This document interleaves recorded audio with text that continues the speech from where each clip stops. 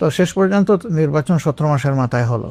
যে নির্বাচন হয়েছে, আপনি বলছেন এখানে আমাদের উত্থান, আসলে কি এটাই আমাদের রিয়েল চিত্র? এই প্রশ্ন এখন সমাজের অনেকের মনে। এই প্রশ্নটা আমি করতে চাই এবং আমি এর উত্তর দিব না। ইতিমধ্যে টিআইবি একটা রিপোর্ট পেশ করেছে, তারপরে সুজন একটা প্রতিবেদন তাদের তুলে ধরেছে। আমি একজন বিচক্ষণ সাংবাদিক হিসাবে আপনাকে অনুরোধ করব যে আপনি এই দুইটা রিপোর্ট যদি দেখেন তাহলে আপনি একটা রিফ্লেকশন পাবেন।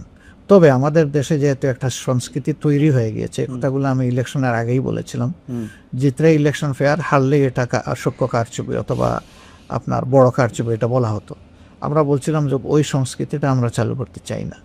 ওই সংস্কৃতির খবর রচনার জন্যেই আমরা ওই শব্দগুলো উচ্চারণ করে তার পিছনে দৌড়াচ্ছি না। কিন্তু কারচুপি, ইঞ্জিনিয়ারিং যে ভাষায় যেভাবেই বলেন, এটা যে হয়েছে এটাকে অস্বীকার করতে পারবেন না।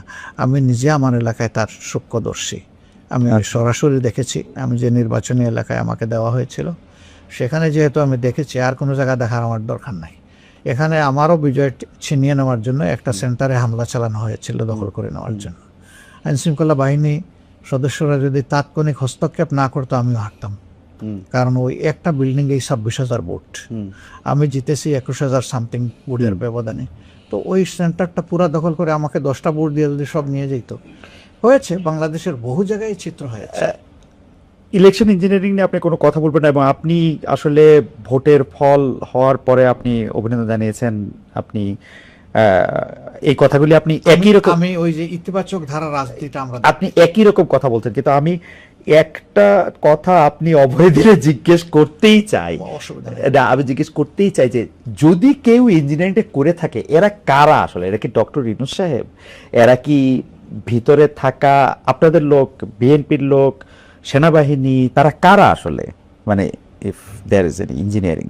দেখেন, ওরকম স্পেসিফিক্যালি বলতে হলে তো আমার সামনে সাবস্টেন্সিয়াল ডকুমেন্টস লাগবে। কিছু জিনিস আছে বলা যায়, করা যায় না। কিছু জিনিস আছে করা যায়, বলা যায় না। কিছু জিনিস আছে বুঝি কিন্তু বলতে পারি না। ওকে, এটা সমাজের কথা আমি বলতেছি, আমার বিষয়টা ভিন্ন। তো এই বিষয়টা পরিষ্কার হতে আস্তে আস্তে তো শুরু হয়ে গেছে না? এই দুইটা রিপোর্টকেই যদি আপনি সামনে রাখেন, সেখানে আপনি কিছু আলামত পেয়ে যাবেন। এবং আমার ধারণা যে কিছুই গোপন থাকবে না। দেখেন, এই 2008 সালে যে ইঞ্জিনিয়ারিং হলো, সেই ইঞ্জিনিয়ারিং এর পরে এরশাদ সাহেব হাটে হাড়ি ভেঙে দিলেন একবার সংসদের ভিতরে। উনি বললেন যে মাননীয় সংসদ সদস্য কিন্তু ভুলে যাবেন না আমরা কিভাবে এই সংসদে এসেছি, কার হাত ধরে এসেছি, সবকিছু জনগণের ভোট নয়, এটা উনি বলে দিলেন একদম খোলামেলা। উনি মাঝে মাঝে এগুলা বলে দিতেন। একসঙ্গে বলছিলেন যে এখন আমরা এমন এক জনপদে বসবাস করছি, পরে থাকলে খুন আর বাইরে গেলে গুম, এই শব্দটা কিন্তু উনি বলেছিলেন। এবং সেই সরকারের অংশ, বিরোধী দল সরকারের অংশ, মানে সেই অবস্থায় তিনি বলেছিলেন। আমাদের ধারণা যে ঠাকুর ঘরে খেয়ে রে আমি কলা খাই না, একদিন কি একজন বলে ফেলবে, আপনারা জেনে ফেলবেন, সত্য এইভাবেই প্রকাশ পেয়ে যাবে। আচ্ছা, আমি একটু অন্য প্রসঙ্গে, নির্বাচনের ঠিক আগের দিন, মানে এটা নির্বাচন যারা নিয়ে কথা বলছেন, আমি টেলিভিশনে দেখতেছিলাম, তাদের মধ্যে একজন বলছেন যে ঠিক আগের দিন 74 লাখ টাকা নিয়ে জামাতের একজন জেলা আমিরের বিমানবন্দরে থাকা, মানে তার আটক হওয়া, সেটা আবার সামনে আসা, এইটা আপনাদের ভোটের ক্ষেত্রে কিছু কিছু, মানে ঠিক আগের দিন এটা ক্ষতি। আমি বলি, এই ব্যাপারে বৈধভাবে খরচ করার একটা সীমানা ছিল। এই ব্যাপারে সংগঠন, তিনি শুধু একজন মানে দায়িত্বশীল নেতা নন, তিনি এই সমাজের একজন নাগরিক, তিনি ব্যবসায়ী, তার ব্যবসার টাকা হতে পারে। এইভাবে বিমানে টাকা বহন করার মাঝে আভ্যন্তরীণ ভাবে কোনো ইলেকশন আগে মনে একটু বাধা আছে না? কোনো বাধা নাই, বাধা নাই, না কোনো ধরনের কোনো। আচ্ছা, কেউ বলে নাই। আচ্ছা, কোনো ধরনের কোনো বাধা নাই। বাধা নাই বলেই বিমানবন্দর ইমিগ্রেশন যেটা কাস্টম যেটা ছেড়ে দিয়েছে তাকে ঢাকা থেকে, নইলে তো এখানেই আটকাতো। তো এখানে তো আটকায় নাই। এই সমস্ত জিনিস অতি উৎসাহী কিছু লোক বিভিন্ন সমাজের বিভিন্ন জায়গায় বসে থাকেন, তারা এগুলা গঠান। আমরা ঠিক আছে ধরে নিলাম 74 লাখ, কেন 74 কোটি টাকা, আমরা কে কোথায় গিয়ে টাকা বিতরণ করেছি, কারে দিয়েছি, সেটা একটা ডকুমেন্ট বের হয়ে আসুক। 56,000 বর্গ মাইলের শুধু ঠাকুরগাঁই তো একমাত্র জায়গা না, আরো তো 63টা জেলা রয়ে গেছে। অনেকে বলেন যে, আমিও সেই সময় বাংলাদেশে ছিলাম, তো অনেকে বলতেছেন যে ব্যাংকের থেকে তো 1 লাখ টাকার বেশি তোলাই যেতেছিল না ওই সময়, বা এটিএম কার্ড থেকে তোলাও দিচ্ছিল না। আমি ব্যাংক থেকে সব টাকা মানুষ ব্যাংকে রাখে, আমিও তো আমার সব টাকা ব্যাংকে রাখি। আমি ব্যাংকে সেফ মনে করবো কেন? যে দেশে ব্যাংক ডাকাতি হয়ে যায়, যে দেশের ব্যাংক ডাকাতি হয়ে দুনিয়ায় লন্ডারিং হয়, সেই দেশের ব্যাংকে আস্থা কোথায় জনগণের? এতগুলা ব্যাংক কেন আজকে মুক্ত বলে পড়ে থাকলো? এতগুলা ব্যাংকে কেন একসাথে আনতে হলো? এগুলার জবাব কে দিবে? আসলে যদি দেশের বিদ্যমান আইনে কোথাও কোনো নিষেধাজ্ঞা না থাকে আর সেটা নিয়ে যদি কেউ কিছু করে, সেটা নিঃসন্দেহে বাড়াবাড়ি। এটা আরেকটা ব্যাপার নিয়ে একটা কথা হচ্ছে যে নির্বাচনী প্রচারণা যখন তুঙ্গে, তখন আপনার এক্স অ্যাকাউন্ট, যেটা টুইটার বলি আমরা, সেটা হ্যাকের ঘটনা ঘটে। আপনি পরে নিজেও ওই অ্যাকাউন্টে যে বক্তব্য বলা হয়েছিল সেটাকে নিজেও আপনি, আপনার ভাষায় বলি যে আপনি জঘন্য বলছেন। তো যার বিরুদ্ধে হ্যাকের অভিযোগ আসছে সে বঙ্গভবনের কর্মকর্তাকে গ্রেপ্তারও করা হয়েছিল। এইটা আপনারা মানে আপনার জানা মতো এটা ফলো আপে আছে কিনা? কারণ উনার বক্তব্য হচ্ছে কেউ যদি কোনো এরকম একটা লিঙ্ক পাঠায় এটা নিজের নামে পাঠাবে কিনা, এই ক্ষেত্রে নানা ধরনের কথা আছে। আপনি এটা ফলো আপে রাখছেন কিনা? তো উনি ইনডিরেক্ট কথা বললেন, ডিরেক্ট করতে পারলেন না কেন যে না বঙ্গভবন থেকে এটা হয়নি? কেন বলতে পারলেন না? ওকে, কিন্তু বলতে পারেননি, তাহলে তো তিনি এডমিট করে নিয়েছেন এবং এটা জঘন্য কাজ, এই ব্যাপারে তো কোনো সন্দেহ নেই। কথাগুলোও ছিল জঘন্য, কাজটা এর চাইতে জঘন্য। কোথার থেকে হয়েছে? বাংলাদেশের সর্বোচ্চ আস্থার জায়গা, সর্বোচ্চ গার্জিয়ানশিপের জায়গা থেকে। আমি তো মনে করি এই একটা ঘটনায় উন্নত দেশ হলে প্রেসিডেন্ট নিজে স্টেপ ডাউন করতেন, বলতেন যে আমার আঙ্গিনা, আমার ঘর আমি সেভ রাখতে পারি নাই, একজন নাগরিক তার অধিকার আমি হরণ করেছি, আমি এই কারণে আমার ব্যর্থতার দায় নিয়ে আমি পদত্যাগ করলাম। ওকে, এটাই মোরালিটির দাবি।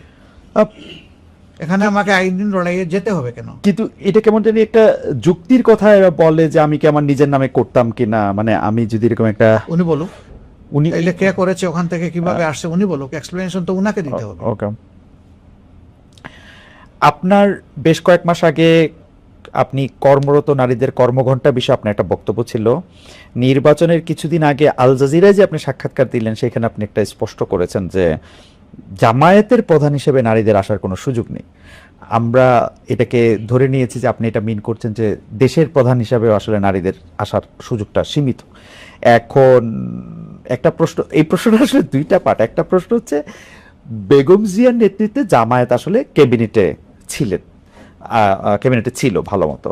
আরেকটা প্রশ্ন হচ্ছে যে আমি করতে করতে দেখতেছিলাম যে ফাতেমা জিন্নাহ যখন 1964 সালে আইয়ুব খানের বিরুদ্ধে লড়ছিলেন তখন আশরাফ আলী থানভীর নেতৃত্বে একাধিক আলেম এই মত পোষণ করছিলেন যেহেতু কোরআনে রানী বিলকিসের কথা আছে এবং তার মুসলমান হওয়ার পরও তার বাদশাহী যাওয়ার কথা নাই সেখানে পড়ে, আমিও যতটুকু বুঝছি উনার কথা, আমি যতটুকু বুঝছি যে আসলে মানে রাষ্ট্রপ্রধান বা সরকার প্রধান হওয়ার ক্ষেত্রে নারীদের বাধা নাই। দুইটা অ্যাসপেক্টে যদি আপনি বলেন, একটা পলিটিক্যাল অ্যাসপেক্ট, একটা থিওলজিক্যাল অ্যাসপেক্ট। বিলকিসের কথা বলি, উনি সাবার রানী ছিলেন। জি, সাবার রানী, জি, সাবার রানী ছিলেন।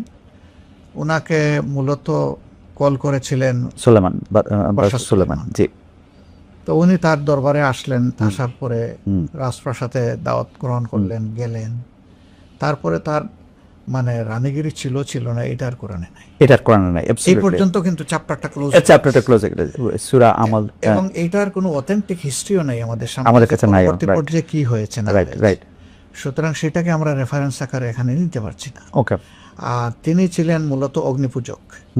তো এটা তো বিশ্বে অনেক জায়গায় সেটা ছিল তখনকার আমলে, পরবর্তী যুগেও ছিল, যেমন এখনকারীরা তাদের অবস্থাটা ওই রকম দাচের একটা বিষয় ছিল। কিন্তু পরবর্তীতে তারা যখন তাদের অ্যানসেস্টর যারা ইসলাম কবুল করেছে তারা তখন ওইটা থেকে বের হয়ে এসেছে। তো সেটাকে আমি রেফারেন্স হিসেবে নিতে রাজি না। ওকে, ফেয়ার এনাফ। এখন আর রিজালু কাওয়ামুনা আলান নিসা, কেন আল্লাহ সেটার ব্যাখ্যা দিয়েছে যে নারী জাতির বেশ কিছু দায়িত্ব পুরুষকে পালন করতে হয়, কিন্তু পুরুষের কোনো দায়িত্ব নারীকে পালন করতে হয় না। ওকে। নারী যদি কোনো ব্যবসা করে, স্বামী পুরুষ লোকটি এখানে কোনো হক দাবি করতে পারে, কিন্তু পুরুষের যে অ্যাসেট আছে সেখানে নারীর অংশ আল্লাহ তাআলা নির্ধারিত করে দিয়েছেন। কেন? তাদের এই দায়িত্বটা তোমাকে নিতে হবে। আমি কোন দৃষ্টি থেকে বলেছি? আমি বলেছি কোরআন যেটা বলেছে সেটা, আমার কোনো কথা না। এখন কোরআনের আইন তো মানব জাতির জন্য, শুধু মুসলমানদের জন্য না, এবং শুধু মানব জাতির জন্য না, আল্লাহর অল ক্রিয়েশনের জন্য কোরআন। সারা সৃষ্টির মধ্যে সামঞ্জস্য এবং শৃঙ্খলা বিধানের এইটা হচ্ছে গাইডবুকটা হচ্ছে কোরআন। তো সেই কোরআন আল্লাহ তাআলার ভার্ডিক্ট, আমি তো আমার মত বলিনি, আল্লাহ তাআলা যা বলেছেন আমি তাই বলেছি। ওকে। এখন আপনি বলতে পারেন যে তাইলে কি নারীরা ওই জায়গায় আসতে পারবে না? হ্যাঁ, দেখেন রিয়েলিটি দেখেন, আপনি আমেরিকায় আছেন না, আমেরিকা স্বাধীন হওয়ার কত বছর হয়েছে? মানে 200 সামথিং বছর। সামথিং বছর। জি। একজন নারী না, প্রেসিডেন্ট হয়নি। কেন? সেখানে কি যোগ্য নারী নাই? কিন্তু আবার ইংল্যান্ডে হয়েছে, ইংল্যান্ডে হয়েছে, আরো অন্যান্য জায়গায় হয়েছে, কিন্তু এখন আমেরিকাতে হয় নাই। হ্যাঁ, এখনকার দুনিয়ার সবচেয়ে বড় শক্তিশালী দেশ যেটা, সেই দেশে নারীরা কি কোনোদিন কম্পিটিশনে আসেনি? আসছে কিন্তু ফেল করছে কিন্তু দুইবার। তাদেরকে আমেরিকাবাসী সিলেক্ট করে নাই। রাইট। কেন করে নাই? এই জব তারা দিতে পারে। তবে আমরা তাদেরকে একটা বিচক্ষণ বুদ্ধিমান জাতি হিসাবেই দেখতে পাই, ওকে, সাহসী হিসাবেও দেখতে। সেখানে দেখেন এটা হয়নি। তো যুক্তিতে আপনি গেলে কি দেখবেন? একজন মা যখন চাইল্ড বেয়ারিং হবে, তখন কি একজন সুস্থ সক্ষম পুরুষের মতো তিনি সব ফিজিক্যাল অ্যাক্টিভিটি করতে পারবেন? পারবেন না। যদি তিনি পারতেন তাহলে ম্যাটারনিটি লিভের দরকার হতো। ম্যাটারনিটি লিভটা দেওয়া হয় কি জন্য? এটা তার ডিউ, এটা তার হক, এটা তার অধিকার। তার অধিকার, এটা কোনো তার প্রতি কোনো প্রিভিলেজ না, ব্লেসিং না, এটা তার পাওনা। তো এই জায়গা থেকে আমরা মাদেরকে আল্লাহ রসুল সাল্লাল্লাহু আলাইহি ওয়াসাল্লামের জমানায় সর্বোচ্চ যতটুকু সম্মান দিয়েছেন তা আমরা দেওয়ার। যেমন ধরেন যে আল্লাহ রসুল যুদ্ধে মহিলাদেরকে নিয়ে গেছে, আল্লাহ রসুল ক্রিটিক্যাল টাইমে মহিলাদের পরামর্শ নিয়েছেন। হুদাইবিয়ার সন্ধি সব পুরুষ সাহাবীরা সরে গেছে, মনের দুঃখে কষ্টে রাসূল করিম সাল্লাল্লাহু আলাইহি ওয়াসাল্লাম থেকে দূরে সরে গিয়ে কান্নাকাটি করতেছে। সেই সময় তিনি যাকে সঙ্গিনীর সাথে নিয়ে গেছেন, গিয়ে জিজ্ঞেস করছেন, তুমি কি বলো? বলছে, আপনি কি আপনার সঙ্গীদের উপর আস্থা হারিয়ে ফেলেছেন? আল্লাহ রাসূল, কোনো কারণ নাই। আপনি যা করার জন্য তাদেরকে বলছেন, আপনি আগে সেটা শুরু করে দেন, দেখবেন সবগুলো আপনাকে ফলো করবে। এবং এক্স্যাক্টলি তাই হয়েছে। তো দেখেন কত ক্রিটিক্যাল টাইম ছিল। ও, আপনি যদি আমাদের দর্শকদের জন্য একটু পরিষ্কার করতেন, উনি কি তার কোনো আত্মীয় ছিলেন নাকি? না, আত্মীয় কেন, তার স্ত্রী। ও, তার স্ত্রীর পরামর্শ রয়েছে, তার স্ত্রীর পরামর্শ। আমি সেটা একটু বলছি, মানে আল্লাহ রসুল বদর যুদ্ধ ছাড়া যত যুদ্ধে অংশগ্রহণ করেছেন সব যুদ্ধে স্ত্রীদেরকে নিয়ে গেছেন সাথে। একজন তিনি লটারি করতেন, লটারিতে যার নাম আসতো তাকে তিনি নিয়ে যেতেন। আচ্ছা, অন্যান্য সাহাবীরা নিয়েছেন, এমন বিধবা মহিলারাও আল্লাহ রসুলের অনুমতি নিয়ে যুদ্ধে অংশগ্রহণ করেছেন। ওকে, হুদাইবিয়ার সন্ধির সময় উনার সাথে কোন, সম্ভবত একটু দেখতে হবে, দেখো তো একটু, আচ্ছা আমাকে সাহায্য করো। জি। তো ধরেন, আচ্ছা, মানে উনি এরপরে ওহুদের যুদ্ধে দেখেন, ওহুদের যুদ্ধের সময় সবচেয়ে ক্রিটিক্যাল টাইমে রসুলের প্রতিপক্ষ যারা ছিলেন তারা কিন্তু একদম কাছে, একদম হাত দিয়ে ছোঁয়ার জায়গায় চলে আসছে। সেই সময় পুরুষ নাই, একজন মহিলা হযরত নুসাইবা রাদিয়াল্লাহু তাআলা, তিনি ঘুরে ঘুরে আল্লাহ রসুলকে প্রোটেকশন দিয়েছে। এবং যুদ্ধের পরে দেখা গেল তার দেহে 70টা ভারী জখম, রক্ত অজর তারাই জ্বরছিল, তীর জুল ছিল তার শরীরের মধ্যে। আল্লাহ রসুল ভাঙ্গা দাঁত, দুইটা দাঁত তার ভেঙে যায় আঘাতে, সেই সময় নিজের দাঁত দিয়ে ওই কামড় দিয়ে বের করে দিয়েছে। তারপরে তার শুশ্রূষা নিজে করেছেন, আলহামদুলিল্লাহ, পরে তিনি সুস্থ হয়ে উঠেছে। তো মহিলারা এত ঝুঁকিপূর্ণ কাজে যেখানে দায়িত্ব পালন করেছে, তাহলে সমাজের সব জায়গায় তারা পারবেন না কেন? তো আল্লাহ তাআলার সীমারেখা এটা আমাদের জন্য নির্ধারণ করে দিয়েছেন। পুরুষের জন্যও কিছু সীমা আছে, মহিলাদের জন্যও কিছু সীমা আছে। এটা মানলে কারো কোনো লস নাই, তবে হ্যাঁ, এটা কারো উপর চাপাইয়া দেওয়ার কোনো জিনিস না। ওকে, ফেয়ার এনাফ। আমার মনে হয় আপনি যদি এখন পলিটিক্যাল আসপেক্টটা বলতেন, 2001 থেকে 2006 পর্যন্ত আপনারা জোট সঙ্গী, মানে বেগম খালেদা জিয়া সে সময় প্রধানমন্ত্রী ছিলেন, তখন তাকে আমরা নেতা হিসেবে মানলাম কেন? হ্যাঁ, এই প্রশ্ন আসবে স্বাভাবিক। আমরা একটা জোটে ছিলাম, এই জোট যখন ফর্ম হয় তখনও বেগম খালেদা জিয়া ছিলেন বিএনপির চেয়ারপারসন, সিগনেটরি ছিলেন বেগম খালেদা জিয়া, অধ্যাপক গুলাম আজম সাহেব, হুসেন মোহাম্মদ এরশাদ এবং শায়খুল হাদিস আল্লামা আজিজ হক সাহেব। এই চারজন ছিলেন মানে প্রথমে সিগনেটরি। এটা দিয়ে একটা চার্টার তৈরি হয়, দলিল তৈরি হয়, এগ্রিমেন্ট।